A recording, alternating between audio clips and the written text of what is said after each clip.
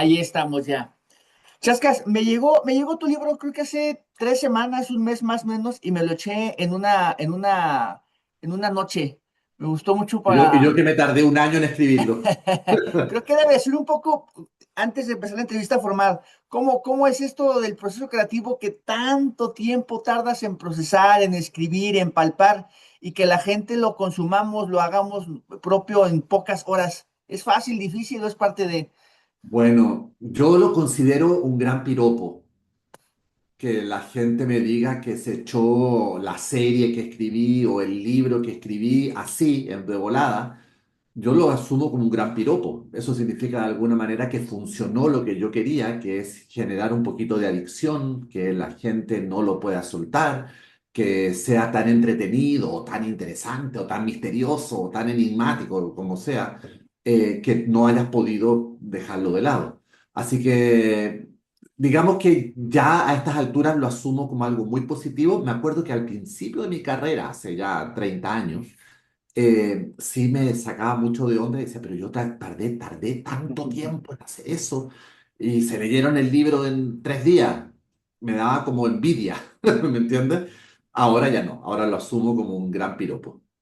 Qué bueno, o sea, así fue y así han sido todos tus libros y tus textos que son tan enigmáticos y también tan atrapantes. En específico, Chascas, este libro me llamó la atención porque cuando yo escuchaba de niño la palabra madrastra, por lo que sea, lo asociábamos con algo malo, como un reemplazo, como un ogro, como algo que se introducía en tu vida de manera no propia, es decir, que te Sí. imponían.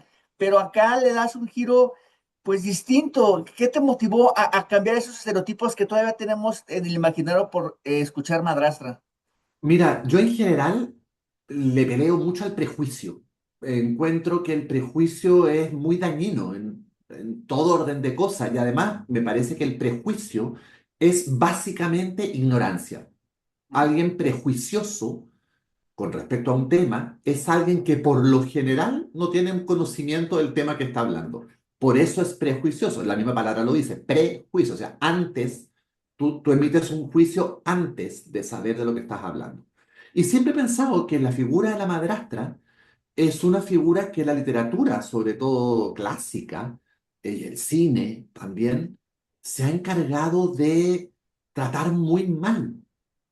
Y yo conozco personalmente muchísimas mujeres que están haciendo de madres, criando, cuidando, amando, alimentando, protegiendo a niños que no son biológicos de ella.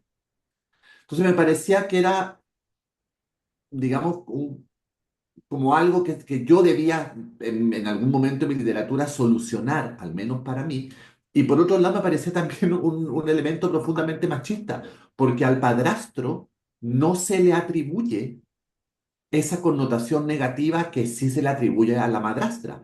Al revés, al padrastro, mira tú qué buen hombre, cómo está criando un hijo que no es de él, mira qué hombre más bueno que está ahí cuidando un hijo que no es suyo. En cambio, la madrastra es la bruja, Ujú.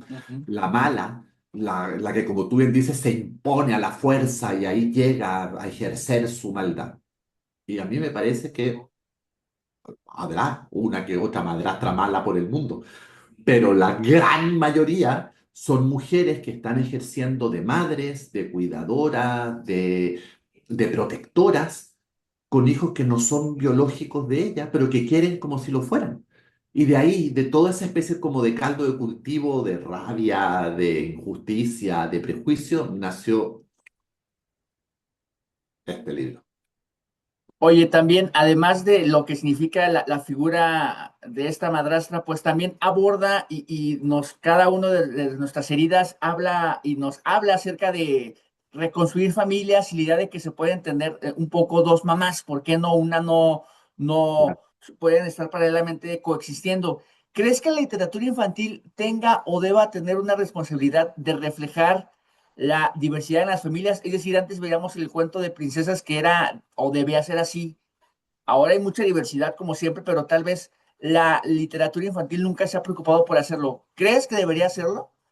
Yo creo que debe, yo creo que es un deber el que tiene la literatura infantil, no de enseñar, porque la literatura infantil no está ahí como para ser maestra de los niños, pero sí para mostrar. sí para reflejar la realidad. Yo, de hecho, además, Héctor, y eso es algo específico de este libro forma parte de una serie de libros que yo vengo escribiendo y Alfaguara viene publicando desde hace ya más de 10 años, que son Mi abuela la loca, los títulos son Mi abuela la loca, Mi tío Pachunga y Mi casi casi mamá, y vendrá un cuarto en algún momento. La gracia de esta serie es que se hace cargo de temas incómodos y difíciles para la literatura infantil. Esa es la razón por la cual estoy escribiendo estos libros. Ese fue el pie forzado que yo me puse. Voy a escribir de temas incómodos, de temas que a lo mejor los papás o los maestros no saben muy bien cómo tratar o empezar a conversar con sus hijos. Entonces, dentro de eso está obviamente el tema de las familias reconstituidas, de las familias rearmadas, de los tuyos, los míos, los nuestros, de hijos que tienen dos papás, porque tienen un papá biológico y tienen un papá padrastro, de hijos que tienen dos mamás, o de hijos que tienen un papá simplemente, o una mamá, o que a lo mejor no hay un papá ni mamá, sino hay una abuela criando, o a lo mejor hay dos mamás, pero porque son dos mamás que se aman entre ellas, o a lo mejor hay dos papás, porque a lo mejor son dos papás que se aman entre ellos, en fin, que son las familias que han existido siempre. Lo que pasa es que durante siglos se nos impuso un modelo de familia que era el papá, mamá, niñito, niñita, perrito, ¿entiendes? Que hoy en día es minoritario. Hoy en día el hijo que no forma parte de una familia divorciada es probablemente esta minoría. O el hijo o la hija que el papá se separó y está soltero. En fin, la gente busca su felicidad hoy en día. Y la felicidad, si tuviste la suerte de encontrarla a la primera, maravilloso. Pero también se vale encontrarla a la segunda y a la tercera y a la cuarta, al cuarto intento. Entonces, la literatura infantil tiene que hablar de eso, tiene que dar cuenta de esas realidades, tiene que hablarle a los niños, por supuesto, desde su altura, desde el contexto de los niños, a lo mejor desde el humor, a lo mejor desde la reverencia, pero tiene que hablar de un tema. Y también temas de la pérdida, que es como la misma naturaleza, es nacemos y en algún punto vamos a morir y nuestros seres queridos van a dejar de existir en este plano. También el tema de cómo abordar la pérdida, que es muy complejo si uno como adulto no podría procesar de forma, digamos, sencilla este proceso natural, pues como niño debe de haber una desconexión completa del suceso, ¿no? También abordas mucho esta honestidad de saber Exactamente. que todo tiene un Exactamente. principio y un fin y que hay que disfrutar como, pues como bien Mientras me dura. encantaba la frase de luces, cámara y acción, que hay que darle a lo que tenemos en ese instante. Además, yo, Héctor, tengo la teoría, y por lo menos así lo hago yo con mi hija, que los niños son profundamente más inteligentes de lo que los adultos creen. Eso es un hecho irremediable. Los niños entienden muchísimo más de lo que los adultos piensan que entienden. Y además, los niños no se conforman con estas respuestas que a veces damos los adultos, que son evidentes respuestas para cancelar la conversación, para tirar la respuesta debajo de la alfombra y en el fondo para que nos jodan más con preguntas que en el fondo no sabemos contestar. Y me parece que es muy importante tratar a los niños con inteligencia y tratar a los niños no pensando que son criaturas inferiores que no tienen la capacidad de entender, sino tratar uno de adulto de hacer bien las tareas y ponerse a la altura del niño y desde ahí contestarle las preguntas que ese niño está haciendo. Si el niño está haciendo preguntas porque necesita la respuesta, no hay cómo escaparle a eso. Y a mí me parece, y por eso estoy haciendo esta serie, que hay respuestas que los adultos, a través de la literatura infantil, no hemos tocado en muchísimo tiempo y que hay que contestarlas. Y esas preguntas tienen que ver con grandes temas, la vida, la muerte, las enfermedades, en fin, que son los temas de los que yo hablo en Mi abuela la loca, en Mi tío Pachunga, en Mi casi casi mamá. Oye, y en ese sentido, ¿cómo es o cómo fue ponerte en la voz del niño que tiene ya 35 o 40 años sin serlo? Me imagino también te va reflejado mucho con tu niña. ¿Cómo verías esta realidad desde una ingenuidad, llamémosle en el mejor de los sentidos, o una espontaneidad que tenemos al ser infantes? ¿Cómo fue buscar esta mirada? Bueno, tú acabas de meter el dedo así directamente en el meollo de esta serie. Esta serie habla y le pone voz a los niños, porque en Mi abuela la loca el protagonista es el nieto, en El tío Pachunga la protagonista es la sobrina, y en Mi casi casi mamá la protagonista es la casi casi hija. Pero son tres niños que están hablando desde su, digamos, ingenuidad infantil, pero recordando esa ingenuidad infantil desde la adultez. Porque ya el personaje de Clarita, en el fondo, ya es una señora grande. Y lo que estamos leyendo en el libro es un gran recuerdo de ella. Entonces, digamos, esa dualidad que en el fondo es un personaje adulto recordando cuando era niño y desde ahí hablando, me permite llegar a los adultos y a los niños al mismo tiempo. Y me permite tener la mirada ingenua e infantil del niño, pero con reflexiones que a lo mejor un niño no haría.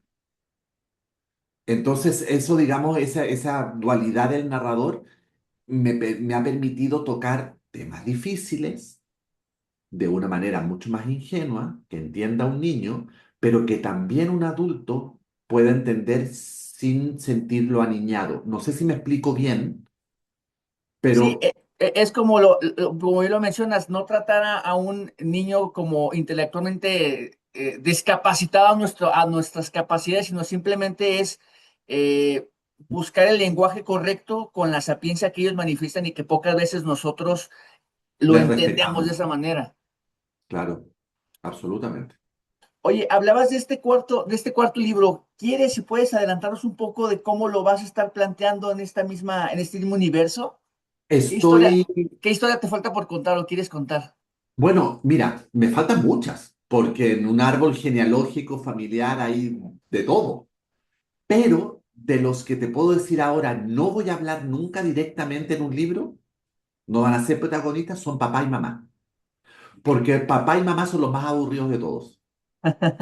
Son los que tienen que poner la autoridad, son los que tienen que decir que no, son los que están poniendo límites, son los que castigan. Y yo quiero generar personajes excéntricos. Todas las series son personajes muy excéntricos. La abuela, el tío, la casi casi mamá. Así que me meteré, no sé, a lo mejor con un hermano, con una hermana, con un abuelo, con una madrina, no sé, con un padrino. Me quedan todavía, me quedan. Y ya estoy ahí empezando a cocinar adentro de mi cabeza ese cuarto que no lo tengo muy claro todavía, pero que ya vendrá muy pronto. Oye, y que son personalidades en nuestro imaginario, son más jugosos de recuerdo, ¿no? Los padrinos, los tíos, son los que más de alguna u otra manera conectamos como niños y en nuestra vida del crecer porque juegan un papel no justo de autoridad, sino un poco más jovial, un poco más de vertente Exactamente, popular. no, la función de esos personajes más periféricos no es educar, por eso nos pasa mejor con ellos. Yo, o sea, estoy seguro que le pasa a todo el mundo, pero mis abuelos me malcriaban. Eh, O sea, en mi casa no me dejaban, te invento, comer helado entre semana, por decir algo. Y si yo iba a la casa de mi abuela un miércoles, mi abuela me daba helado. Y además era como, "Shh, que no se entere tu mamá que te di helado". ¿Me entiendes? O sea, ellos estaban ahí no para criarme, estaban ahí para malcriarme. Lo mismo con los tíos, lo mismo con los padrinos. Por eso me gustan mucho como figura literaria y le caen como anillo al dedo a esta serie, porque esta serie cuento temas difíciles, como te decía antes, a través de personajes excéntricos, únicos, raros, distintos, que son los que me gustan a mí, en la vida, además.